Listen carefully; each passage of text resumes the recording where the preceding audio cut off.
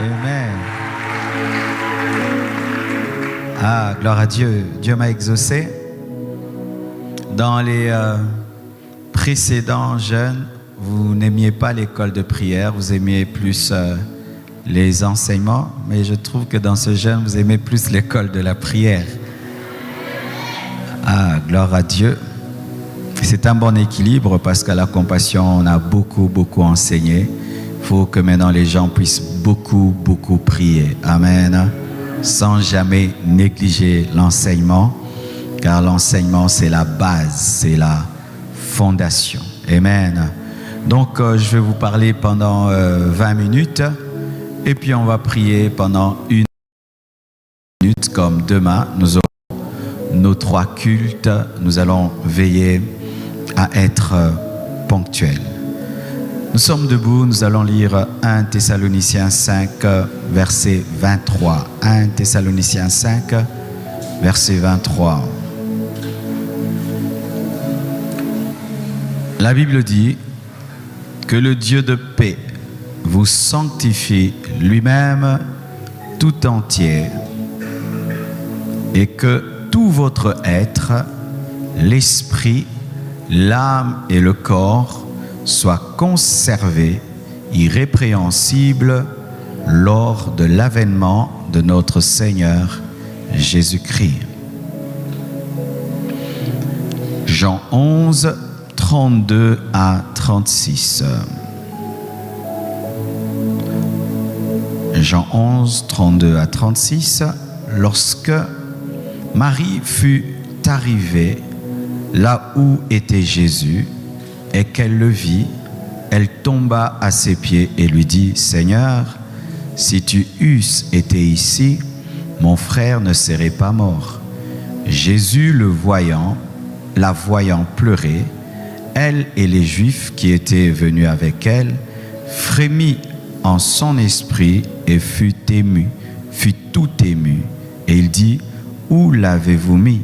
Seigneur, lui répondirent-ils, viens et vois. Jésus pleura. C'est le verset le plus court de la Bible. Sur quoi les Juifs dirent: voyez comme il l'aimait. Pour terminer, il y a un téléphone qui crée des interférences. Hébreux 9, versets 1 à 8. La première alliance avait aussi des ordonnances relatives au culte et le sanctuaire terrestre. Un tabernacle fut en effet construit. Dans la partie antérieure, appelée le lieu saint, était le chandelier, la table et les pains de proposition. Derrière le second voile se trouvait la partie du tabernacle, appelée le Saint des Saints, renfermant l'autel pour les parfums et l'arche de l'alliance entièrement recouverte d'or. Il y avait dans l'arche un vase d'or contenant la manne, la verge d'Aaron qui avait fleuri et les tables de l'alliance. Au-dessus de l'arche étaient les chérubins de la gloire couvrant de leur ombre le propitiatoire. Ce n'est pas le moment de parler en détail là-dessus. Or, ces choses étant ainsi déposées, les sacrificateurs qui font le service entrent en tout temps dans la première partie du tabernacle et dans la seconde, le souverain sacrificateur seul entre une fois par an, non sans y porter du sang qu'il offre pour lui-même et pour les péchés du peuple. Le Saint-Esprit montrait là que le chemin du lieu très saint n'était pas encore ouvert tant que le premier tabernacle subsistait. Asseyez-vous, s'il vous plaît. Aujourd'hui, je vais enseigner qu'une seule chose.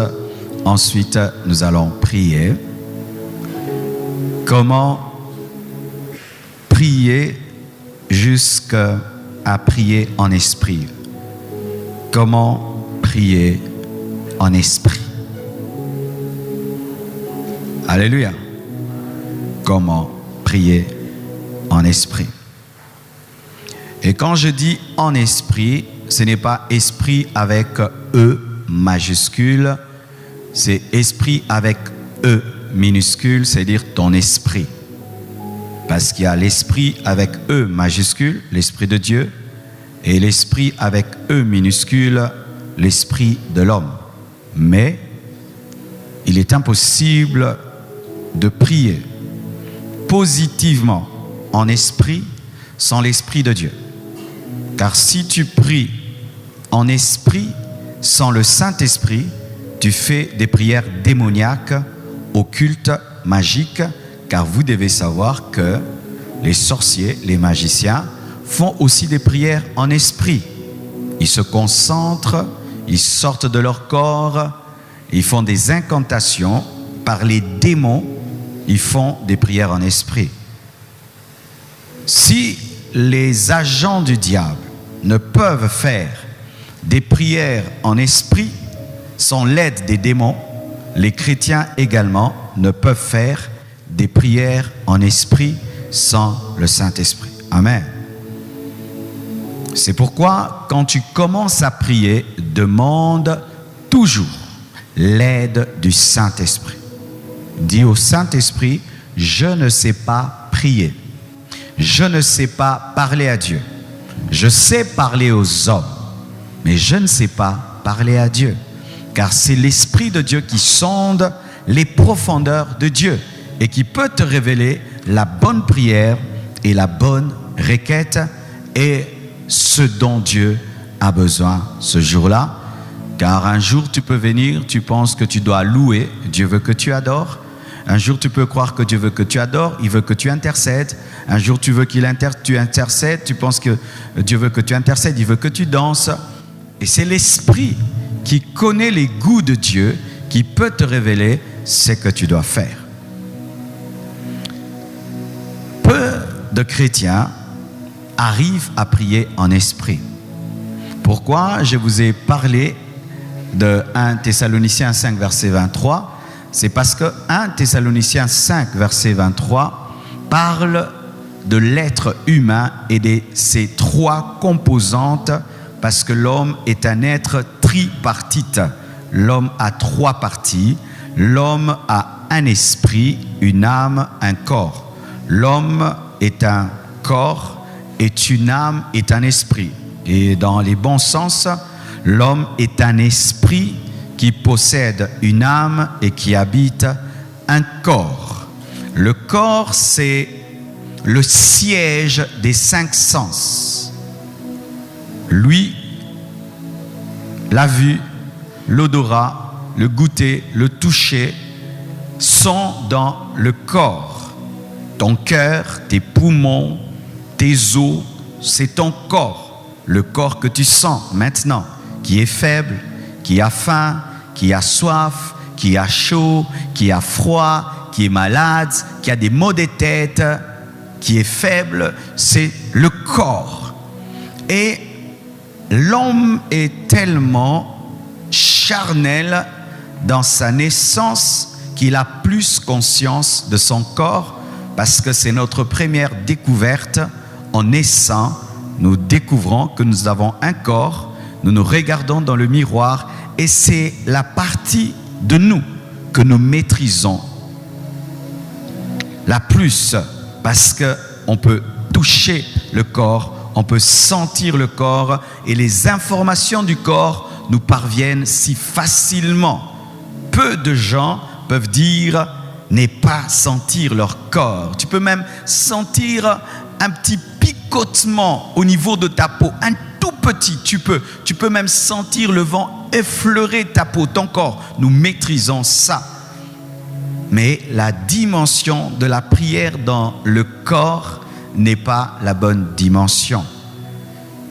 C'est quand tu pries et tu as conscience de tes douleurs, tu as conscience de ta fatigue, tu as conscience de ta maladie, tu as conscience de ta fatigue. Et c'est le premier pas quand on prie. Pour tout le monde, quand il prie, il est d'abord au niveau du corps. Et je vous ai donné Hébreux qui parle du tabernacle, du parvis. On ne cite pas parvis, mais si on parle déjà du parvis intérieur, donc il y a le parvis extérieur. Alors il y a le parvis extérieur, le parvis intérieur qui est le lieu saint, il y a le lieu très saint. Le parvis symbolise le corps, le lieu saint symbolise l'âme et le lieu très saint symbolise l'esprit dans lequel habite le Saint-Esprit.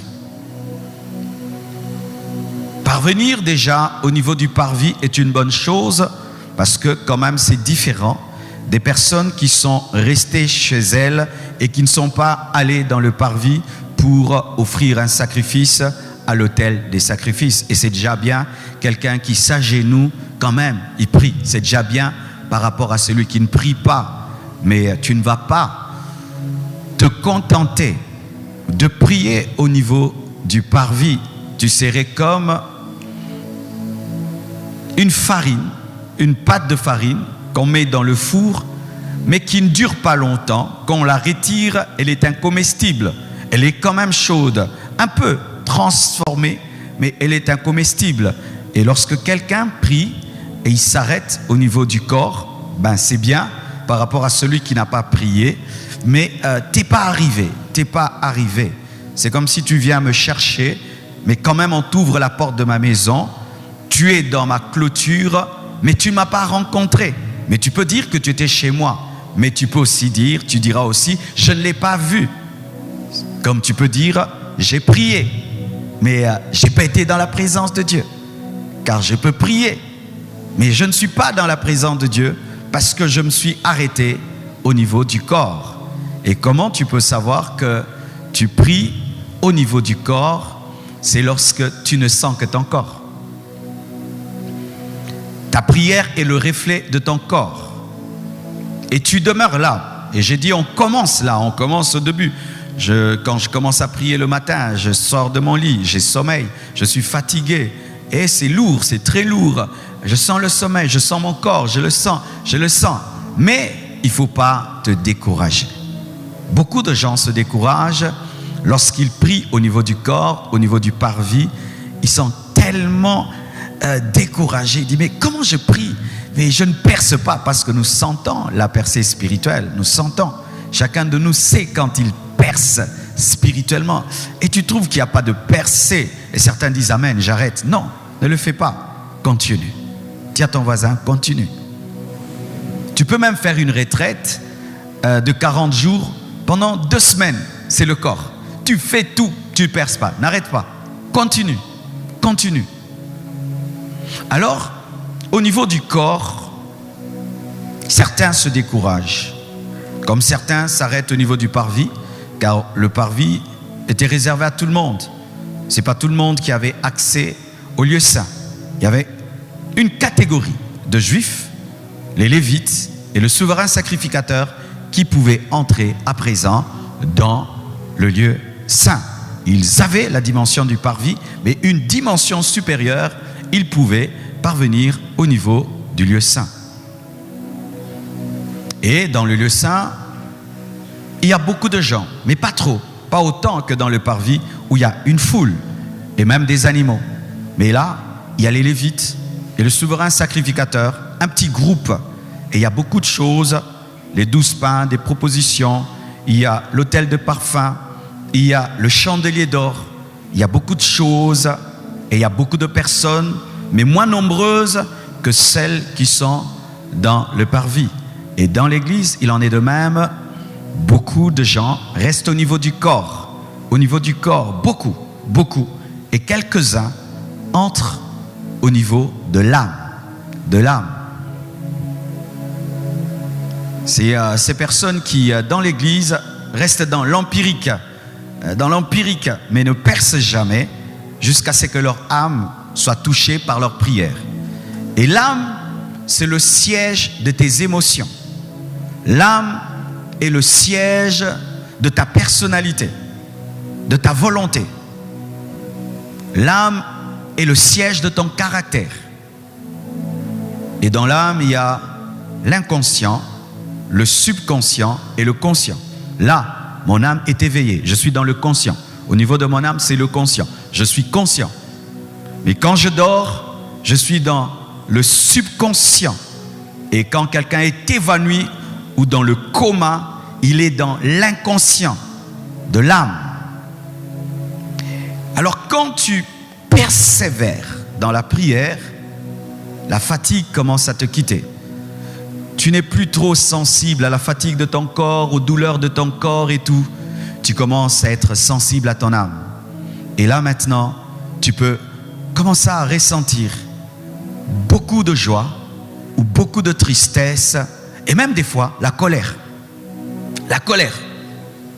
Parce que quand tu pries au niveau du corps, la prière est fade. Elle n'est pas teintée d'émotion. Elle est machinale. Elle est... tu parles seulement. Mais on ne sent pas si tu as la joie. On ne sent pas si tu es triste. On ne sent pas si tu ressens de l'amour, de la colère. Rien. Il n'y a rien. C'est quand tu peux savoir que ton âme n'est pas dans la prière, lorsque ta prière n'a pas de coloration. Quand tu pries, c'est quoi que tu exprimes? Parce que l'âme exprime toujours quelque chose. Une prière qui n'exprime rien, l'âme n'est pas dedans. C'est quand tu es... t'exprimes rien.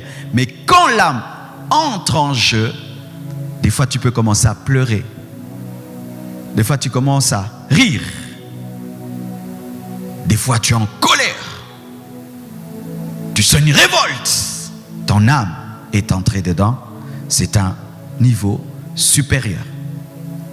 Mais ce n'est pas le niveau parfait. Le niveau parfait, c'est prier en esprit. L'esprit, c'est le siège de l'adoration. L'esprit, c'est le siège de la conscience.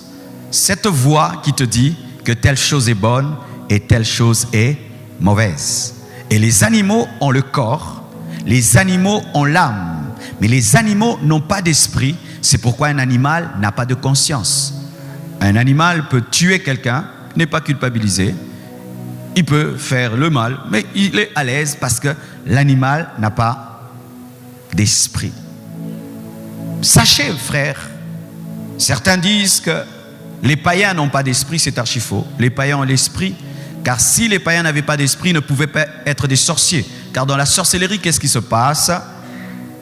Lorsque les sorciers quittent leur corps, ils font que leur corps dorme et leur âme contrôle leur esprit par un démon. L'âme reste dans le corps parce que si l'âme quitte le corps, le sorcier meurt.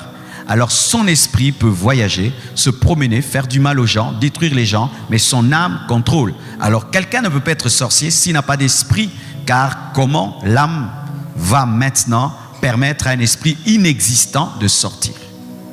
Mais nous, notre esprit est connecté au Saint-Esprit, comme je l'ai dit au début. Alors quand tu pries au niveau du corps et tu persévères, tu commences à prier au niveau de ton âme, avec des émotions de joie, de tristesse, d'amour, de pleurs, de colère et tout.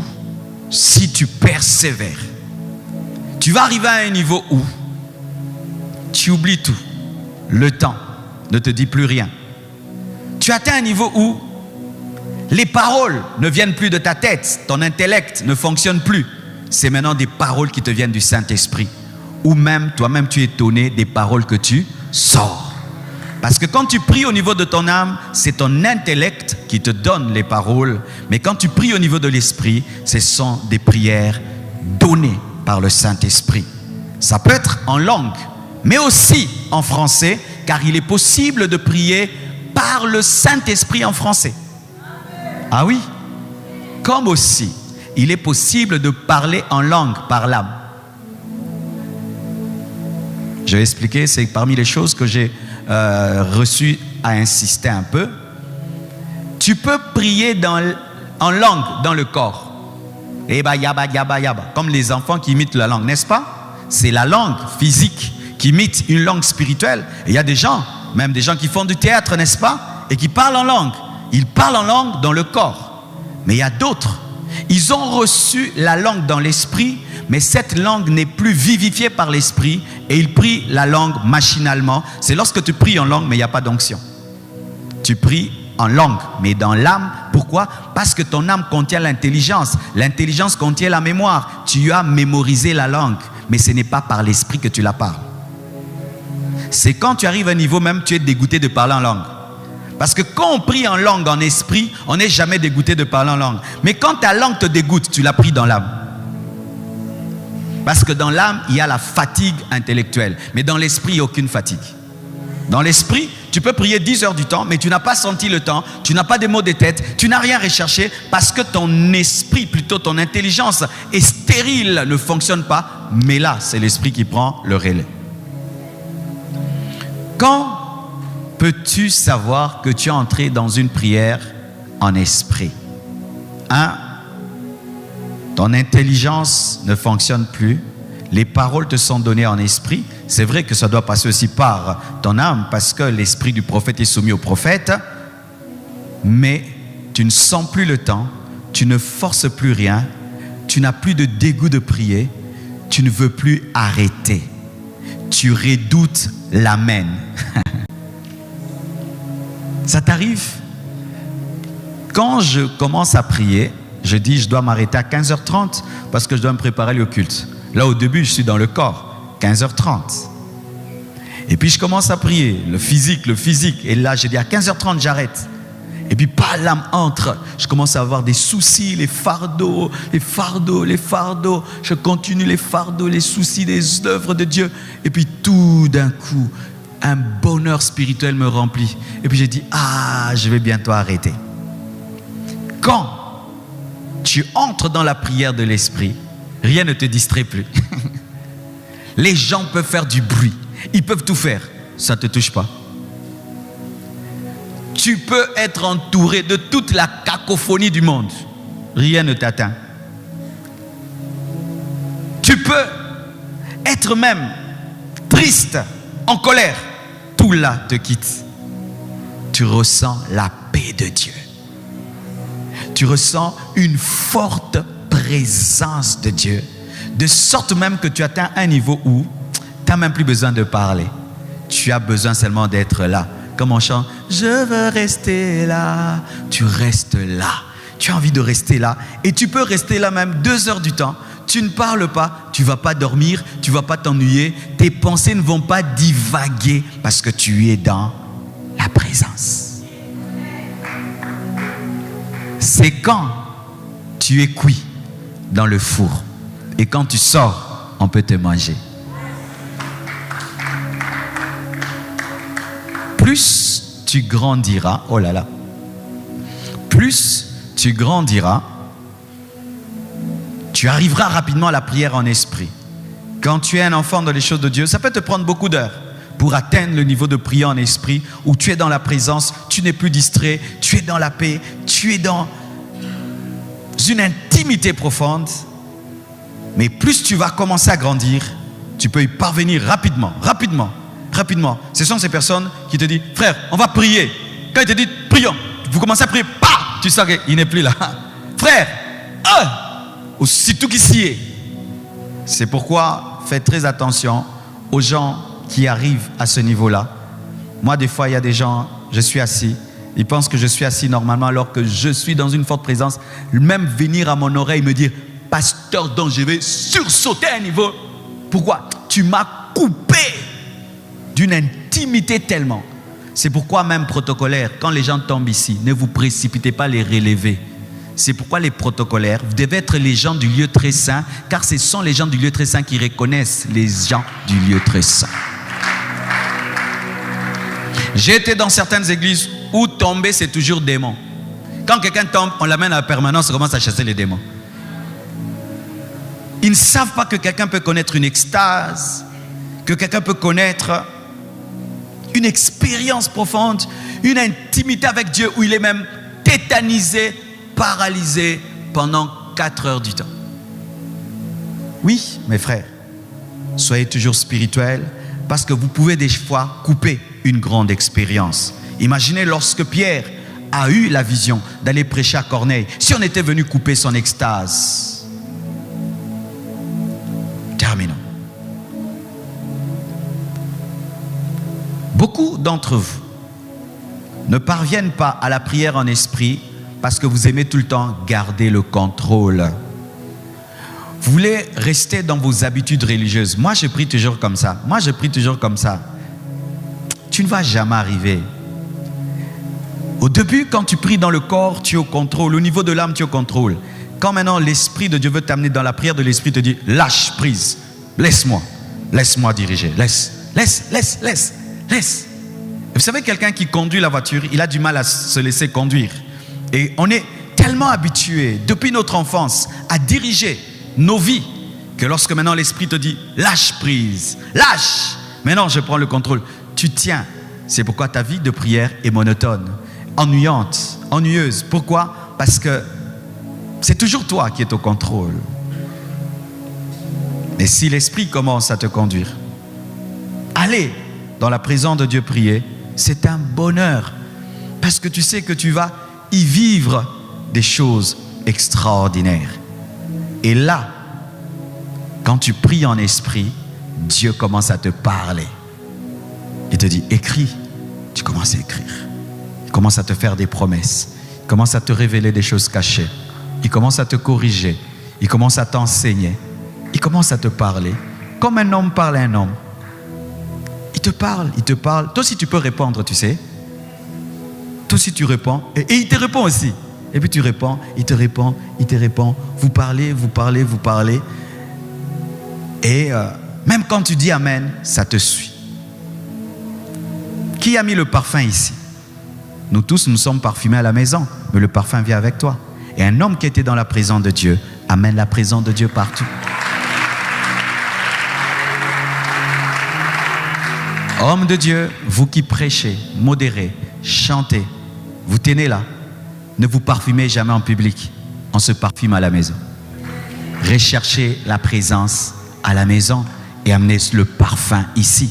Car si ici, tu commences à rechercher le parfum de parfumer, alors tu vas commencer ta prière dans le corps ici, et puis dans l'âme devant nous. Et quand tu vas atteindre l'esprit, ton heure est finie.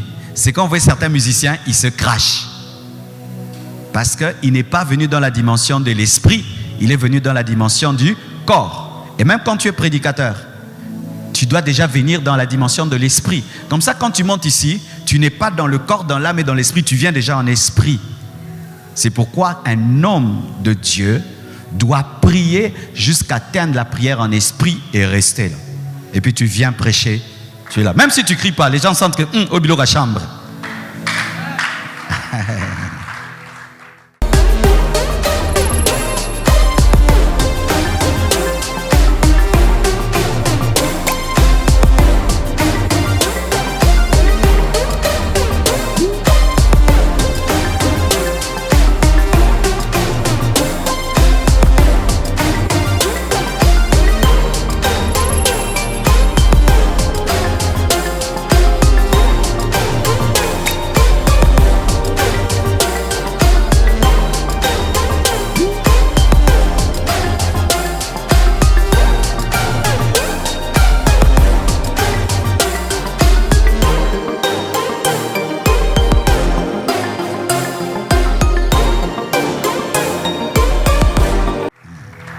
Chrétienne, elle va bien.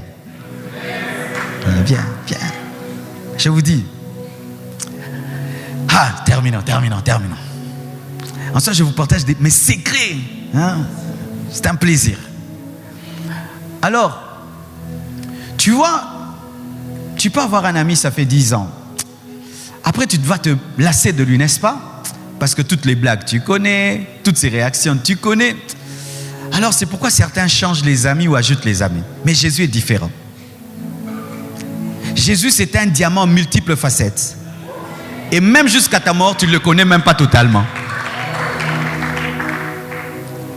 Au début de ma vie chrétienne, je connaissais le Jésus qui aimait que je gueule sur lui. Jésus, fais. Je connaissais ce Jésus-là. C'est celui qu'on m'avait enseigné. Celui qui aime qu'on crie dans ses oreilles. Et je le bombardais. Je suis à voix, à volume. Donc dans notre église, quand on priait, on pouvait être à 50. Tu peux croire qu'on est à 1000. Un jour, je suis venu. Il me dit, Kimia. Moulibou Mabé. Kimia. Et puis, alors chez nous, Quand tu ne cries pas, tu as perdu la prière, la vie de prière. Donc on connaissait un homme de prière par la voix. Alors j'ai dit non, ça c'est le diable. Tu me dis calme-toi. Reste calme dans ma présence. C'est quand j'ai appris présence. Reste calme. Parle-moi comme si tu me vois. Hey. Père, peux-tu m'accompagner aujourd'hui? Oui, je le veux. Est-ce que tu veux vraiment que je fasse ça? Il me répond, est-ce que tu as ma paix? Je n'ai pas ta paix. C'est le signe que je ne suis pas dedans. Laisse tomber. Ok.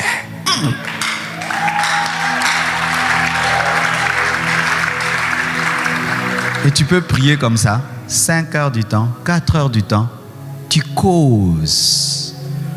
Et quand tu veux prendre autorité sur le diable, tu gueules sur lui. J'élève ma voix devant Dieu lorsque l'Esprit me dit de manifester ma révolution devant Dieu. Mais je sais qu'il est devant moi. Qu'il est là quand je prie. Je vais vous donner un exemple des 3 dimensions d'un homme manifesté dans un verset. Je vous ai lu l'histoire de la mort de Lazare. Quand Jésus-Christ arrive, il trouve les Juifs et les sœurs de Lazare en train de pleurer. La Bible nous dit, il tressaillit dans son esprit, il fut ému dans son âme et il pleura dans son corps. Le corps a versé les larmes. L'âme a été émue, mais c'est l'esprit qui a tressailli. Et c'est l'esprit qui a ressuscité. Et vous voyez là, on commence par l'esprit qui tressaillit pour révéler la partie la plus importante de Christ, et puis l'âme qui était émue, la deuxième partie, et le corps qui a pleuré, la dernière partie. On ne dit pas il pleura, il fut ému et il tressaillit. Non, il tressaillit, il fut ému et il pleura. Jésus était un homme du Saint des Saints. Les miracles qu'il opérait, c'était un homme de l'esprit. Pendant qu'on va prier, lorsque ton corps va s'opposer, continue. Amen. Et quand tu pries au niveau du corps, là vraiment il faut faire des efforts. Amen. Hein? Alléluia, au nom de Jésus. C'est comme quelqu'un qui veut te lier. Tu dois refuser. Et tu dois chauffer, tu chauffes. Dans l'âme, tu laisses ton âme exploser. Mais quand tu entres dans la présence, commence à écouter. Commence à causer dans l'intimité. Afin que tu sortes de cette retraite avec des révélations, des paroles prophétiques et des visions claires. Que Dieu vous bénisse abondamment.